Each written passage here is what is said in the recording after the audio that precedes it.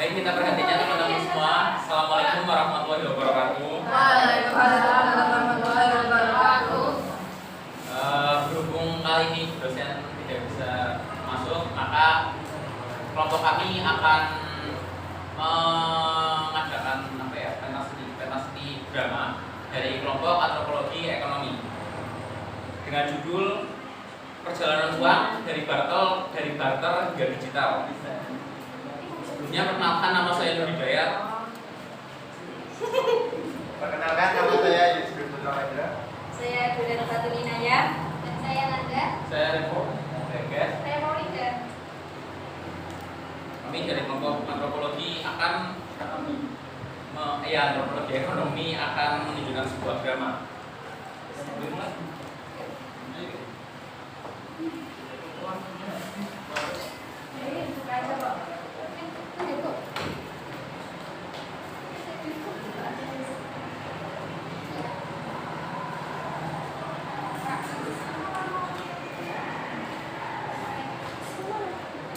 Siap,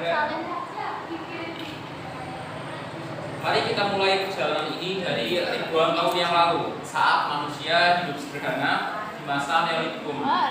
Pada zaman itu mereka belum mengenal adanya uang. Semua kebutuhan dipenuhi dengan cara bertukar sebuah barang.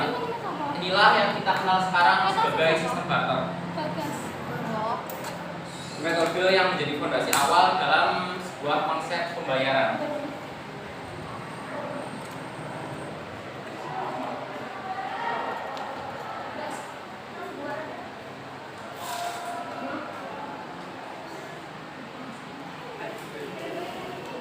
Aku butuh ikan, tapi aku hanya punya mangga. Bagaimana jika orang yang punya ikan tidak pakai manggaku? Apa yang harus kulakukan?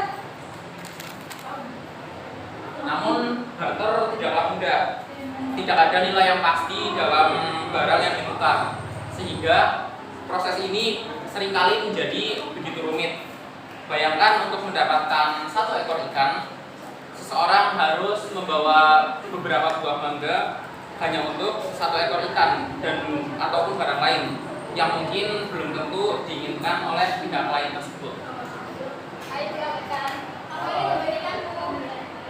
Memang kamu perkalian dengan apa? Aku hanya punya mangga. Apakah boleh dekat dengan manggaku? Berapa mangga yang kau punya? Aku hanya punya 4. Sebenarnya ikan ini aku cari dengan susah payah. Bapak 3 mangga satu ikan. Terima kasih silakan. Sama.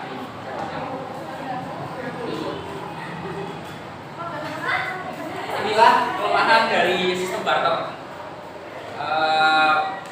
Kesulitan untuk menyamakan sebuah kebutuhan dan juga nilai dari dua orang dalam suatu transaksi. Dari sinilah manusia mulai mencari solusi yang lebih efisien, yaitu dengan munculnya uang komoditas.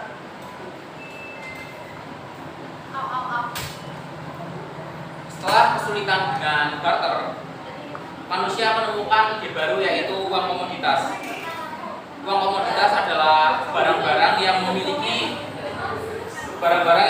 nilai universal seperti emas, perak, ataupun rempah-rempah yang mulai bisa digunakan sebagai alat tukar. Benda-benda tersebut itu memiliki fungsi ganda, yaitu satu sebagai alat tukar dan satu juga berfungsi dalam kehidupan sehari-hari. Jadi emas ini itu dalam zamannya itu untuk mempermudah yang tadinya dari sistem barter. Jadi emas itu untuk alat untuk berjual belikan. Nah, saya akan memberikan Mbak, dagang kambing Bang. Iya, saya punya kambing nih. Ada sapi nggak Bang? Nggak ada, Makan duluan. Gimana? Kambing. Satu mas boleh ya? Jadi kambing Dua. boleh. Nggak boleh, karena ini udah dari kecil saya mikir. Tiga emas. Iya. Oke lah, saya lepas. Terima kasih. Namun sistem barter ini juga memiliki kelemahan, yaitu barang-barang seperti emas dan rempah-rempah itu nilainya cenderung berubah, cenderung tidak tetap.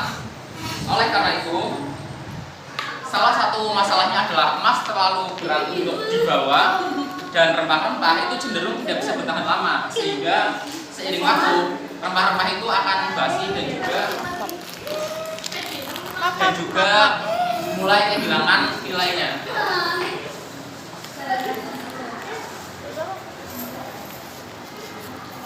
Peradaban manusia terus berkembang dan muncullah sebuah gagasan baru, yaitu uang logam. Sejak tahun 2010 Masehi, logam seperti emas dan perak mulai diolah menjadi batangan, cincin, hingga uang koin.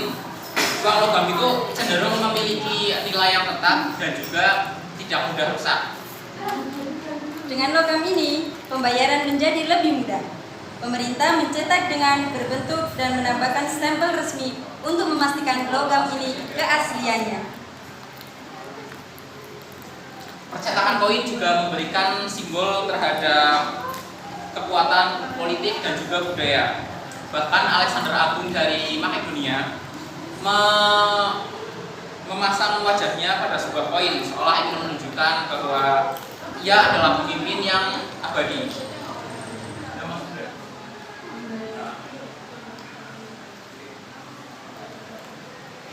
Waktu terus berjalan dan manusia kembali mencari metode pembayaran yang lebih praktis. Di abad ke-7, dinasti Tang di Tiongkok memperkenalkan uang kertas. Benda ini jauh lebih ringan dan mudah dibawa dibandingkan uang logam. Hai penduduk Tiongkok, inilah informasi terbaru. Ini adalah uang kertas. Dengan barang ini, kita tidak perlu lagi membawa koin kemana-mana. Barang ini jauh lebih efisien dan praktis. Penemuan uang kertas itu tidak hanya mengubah Asia, tapi juga mengubah dunia. Marco Polo membawa konsep uang kertas ini ke Eropa, sehingga konsep uang kertas ini mulai ditiru di belahan dunia yang lain dan juga dipakai sebagai salah satu metode pembayaran yang paling universal. Memasuki era modern, kemajuan teknologi mulai mengubah segalanya. Uang fisik mulai tergantikan oleh uang elektronik. Tidak ada lagi bentuk fisiknya, hanya saja data digital yang tersimpan dalam ponsel ataupun perangkat elektronik. Sekarang cukup dengan satu klik, kalian bisa membayar apapun yang kalian butuhkan. Tak perlu dompet penuh dengan uang kertas ataupun uang koin. Semua ada di sini, dalam genggaman. Dana solusi pembayaran. Iya, digital. Uang digital adalah puncak dari evolusi panjang sistem pembayaran manusia, dari barter sederhana hingga menjadi era digital. Semuanya menunjukkan kemampuan manusia untuk beradaptasi dengan zaman. Teknologi terus berkembang sehingga muncul berbagai metode pembayaran yang baru. Salah satunya adalah QRIS, sebuah metode pembayaran berbasis QR code yang serba praktis dan juga serba efisien. Pak, ini belanjaannya bisa bayar pakai apa aja ya? Salah satunya bisa pakai QRIS ya, Mbak. Siap-siap. Kalau mau pakai QRIS, yang di sini ya. Oke, Bu.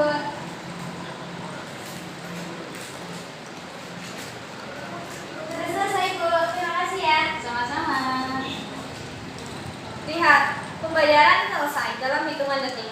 Tak perlu uang tunai, tidak perlu kembalian, tidak perlu uang kurang, semuanya praktis dan terekam secara otomatis. Dengan QRIS, setiap pedagang kecil bisa menerima pembayaran digital tanpa biaya yang tinggi. Masa depan pembayaran ada di tangan kita. Dari barter yang sederhana berubah menjadi QRIS yang lebih modern. Evolusi sistem pembayaran manusia itu mencerminkan perjalanan panjang evolusi itu sendiri. Setiap langkah adalah wujud kreativitas dan inovasi yang menjawab kebutuhan zaman. Dari masa lalu ke masa depan kita terus bergerak maju.